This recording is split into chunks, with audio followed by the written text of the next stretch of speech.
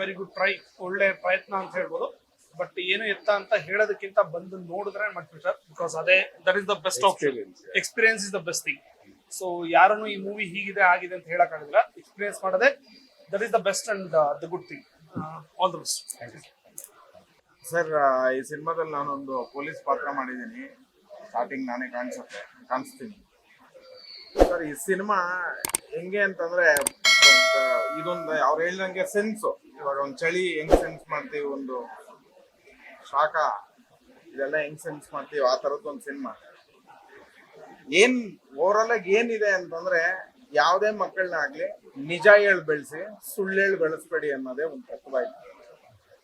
ಅಷ್ಟು ನೀಟಾಗಿ ಅದು ತುಂಬಾ ಒಂದು ವಿಜುವಲ್ ರೂಪದಲ್ಲಿ ಪ್ರತಿ ಒಂದು ಫ್ರೇಮ್ ತುಂಬಾ ಚೆನ್ನಾಗಿ ಕಾಣಿಸುತ್ತೆ. ಪ್ರತಿ ಒಂದು ಫ್ರೇಮ್ ಅಲ್ಲಿ ಕ್ಯಾಮ್ರಾಮನ್ ಡೈರೆಕ್ಟ್ ಇಬ್ರು ಕಾಣಿಸ್ತಾರೆ. ನಾನು ಒಂದೊಂದು ಈ ಸಿನಿಮಾ ನೋಡಿದ್ಮೇಲೆ ಅನಿಸ್ತು, ಇದು ಸಿಕ್ಸ್ ಸೆನ್ಸ್ ಅಂತ ಒಂದು ಸಿನಿಮಾ ಬಂದಿತ್ತು ಹಾಲಿವುಡ್ ಅಲ್ಲಿ. ಅದ್ರ ಡೈರೆಕ್ಟರ್ ಇಂಡಿಯನ್ ಅಂತೆ, ಬಾರ್ನ್ ಅಮೇರಿಕಾ. ಅದು ಆವತ್ತಿನ ಕಾಲಕ್ಕೆ ಅಲ್ಲೇ ಮಾಡ್ಬೇಕಾಗಿತ್ತು ಸಿನಿಮಾ.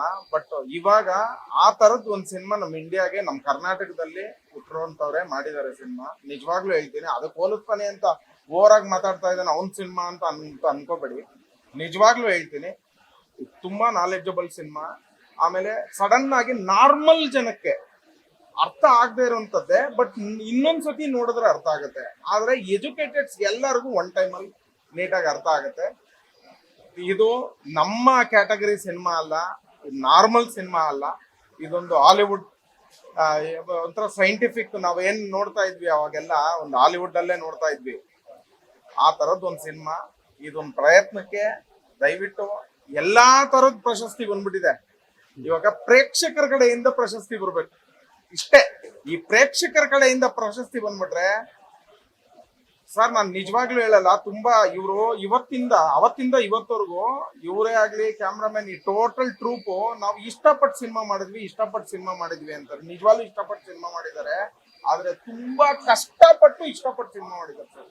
ನಾನು ಕಣ್ಣಾರೆ ನೋಡಿದ್ದೀನಿ ಏನೇನು ಅಂತ. ಬಟ್ ಅದನ್ನೆಲ್ಲ ನಾನು ಹೇಳ್ಕೊಳಕ್ ಆಗಲ್ಲ ಇಲ್ಲಿ.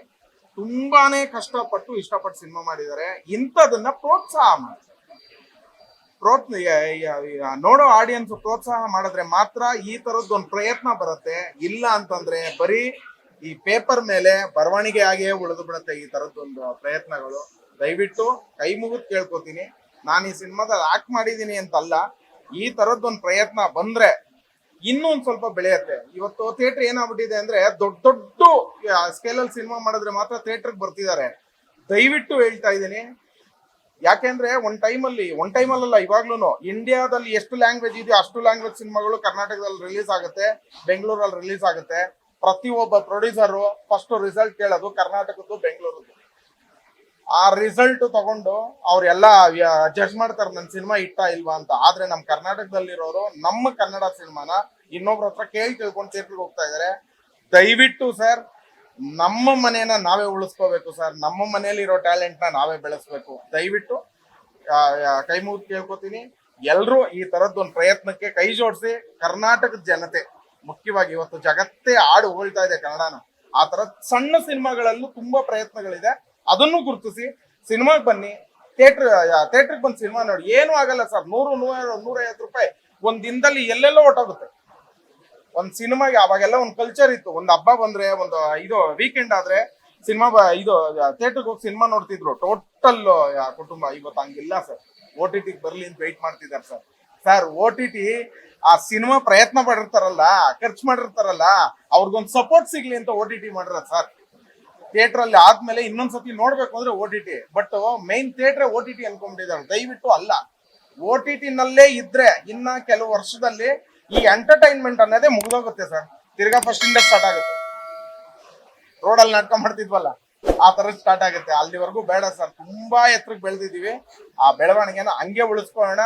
ನಿಮ್ಮೆಲ್ಲರೂ ಸಹಕಾರ, ಎಲ್ರದ್ದು ಸಹಕಾರ ಬೇಕು. Thank you. ನಾನೇನ ತಪ್ಪು ಮಾಡಿದ್ರೆ ಕ್ಷಮಿಸಿ. ಜೈ ಕರ್ನಾಟಕ. ಲೇಟೆಸ್ಟ್ ಹಾಗೂ ಇಂಟ್ರೆಸ್ಟಿಂಗ್ ಸುದ್ದಿಗಳಿಗಾಗಿ ಬಾಸ್ ಟಿವಿ ಕನ್ನಡ ಚಾನೆಲ್ನ ಸಬ್ಸ್ಕ್ರೈಬ್ ಮಾಡಿ. ಹಾಗೆಯೇ ಬೆಲ್ ಐಕಾನ್ ಪ್ರೆಸ್ ಮಾಡಿ. ಇದರ ಜೊತೆಗೆ ಫೇಸ್ಬುಕ್, ಇನ್ಸ್ಟಾಗ್ರಾಮ್, ಎಕ್ಸ್ ನಲ್ಲೂ ಮಿಸ್ ಮಾಡದೆ ಫಾಲೋ ಮಾಡಿ.